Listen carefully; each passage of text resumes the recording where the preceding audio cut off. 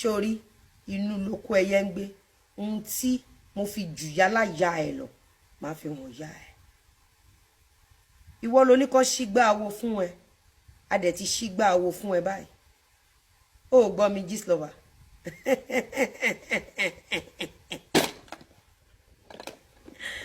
ó dùn mọ́ mi gangan ẹja máa gbọ́ lọ.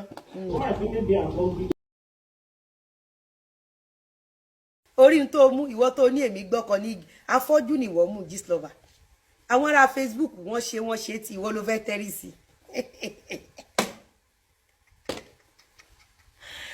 Lizzy Lizzozo element tó ń pè mí bẹ́ẹ̀ Gistlover àbí ọ̀kan ló máa ń pè mí Lizzozo kò sí nǹkan kan tó ṣe lórí Facebook tí mi mọ̀ kò sí under fake page tó hide sí tí mi mọ̀ kò sáwọn tó gbéṣẹ́ wá fún àtàwọn tẹjọ́ ṣiṣẹ́ tí mi mọ̀ gbogbo ẹ̀ pátápátá ni mo mọ̀ but sórí inú lóko ẹyẹ ń gbé ohun tí mo fi jù yálà ya ẹ lọ máa fi hàn ya ẹ ìwọ ló ní kó ṣígbà awo fún ẹ a dẹ̀ ti ṣígbà awo fún ẹ báyìí ó gbọ́ mi Gistlover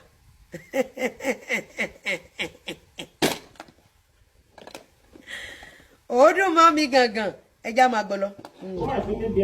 It's not because of that. We cannot sleep on the same bed together. Why? Because I wanted to let something stand. And ìjà àlùjọ náà ni mo jà pé so that we will know our stand. I don't want you to just be hanging in there with somebody and you don't know where you stand, Dorcas. No, I'm in the picture right from the time, my love. My dear, I am in the picture. Wà fọ́jú tí kédo wà fọ́jú tí kéra ní eBay now ẹ jẹ́ ká máa bọ̀ ń bí ẹ jọ̀ọ́ ṣé voice note yẹn wà ń bí ẹ jọ̀ọ́ mo ní di voice note lóòótọ́ náà fún mi ló ṣóhun rèé. Okay, so nǹkan tó fi sọ. mo ń bọ̀ olórí burúkú ẹ máa gbọ́ o. torí pé mo ní lọ́pọ̀ ẹ jọ̀ọ́ ṣe rí nǹkan tí mo. kẹ́ ẹ lè bá mọ̀ pé gbogbo owó tẹ́ bá dá online Gistlover máa ń pín ń bẹ̀ ẹ jẹ́ ká jọ gbọ́ Gistlover blog mi ó ní pé èèyàn kan bímọ 4 pọ́kọ mi ló bí fún mo sọ fún pé kó jẹ́ kẹ́niyẹn mú DNA síta mo dẹ̀ gbé ẹ̀rí fún nígbà tí mo gbé ẹ̀rí fún Gistlover gbé ẹ̀rí fún obìnrin tó wá blackmail wa yẹn meanwhile àwọn gangan náà háyà obìnrin yẹn láti bẹ̀rẹ̀ pẹ̀pẹ̀ gbogbo kinní yẹn wọ́n jọ ń ṣe ni ó ti ẹ̀yin ẹ máa wá gbọ́ kẹ́ ẹ lè bá mọrú ẹ̀dá tí Gistlover jẹ́ Instagram ẹ bá wa share now Facebook ẹ bá wa share now mi ò rí comment yín mi ò rí comment yín ẹ jẹ́ ká gbọ́ ẹ bá wa gbọ́ ṣé ẹ mọ̀ pé gbogbo wa ti rò pé Gistlover ń sọ òótọ́ ṣé tòótọ́ ni Gistlover ń sọ òtítọ́ ẹ já gbọ́. ṣàṣẹ rí nǹkan tí mo rí nísìn tẹ send nǹkan tẹ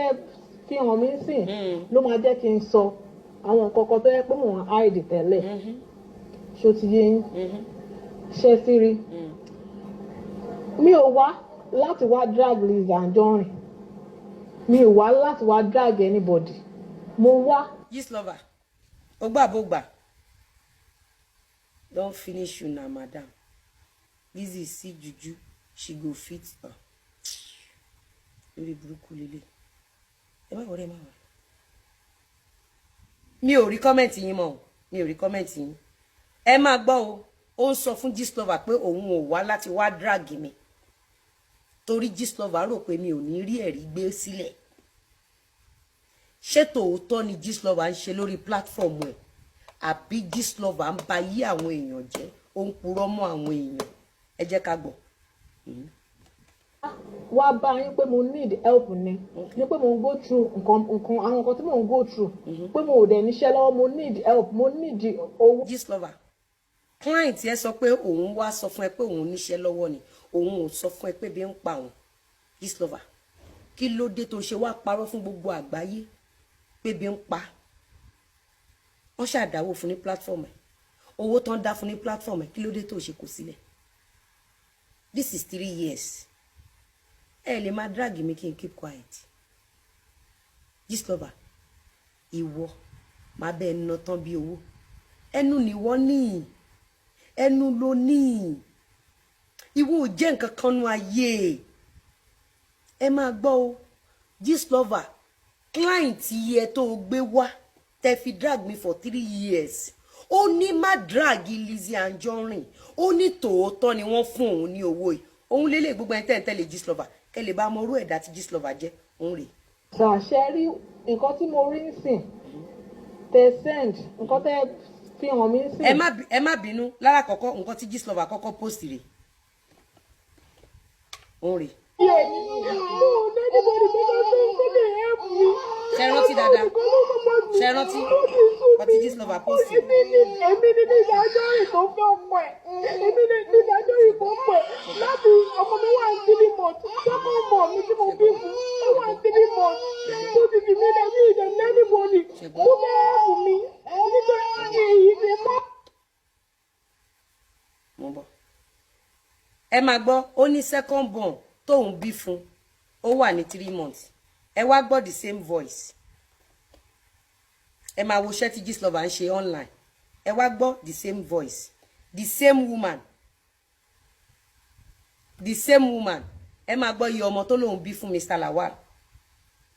ẹ ò mọ oṣù márùn-ún wà tó ń tọ́ lọ́wọ́ báyìí. bẹ́ẹ̀ni mo lè fi mo lè fa.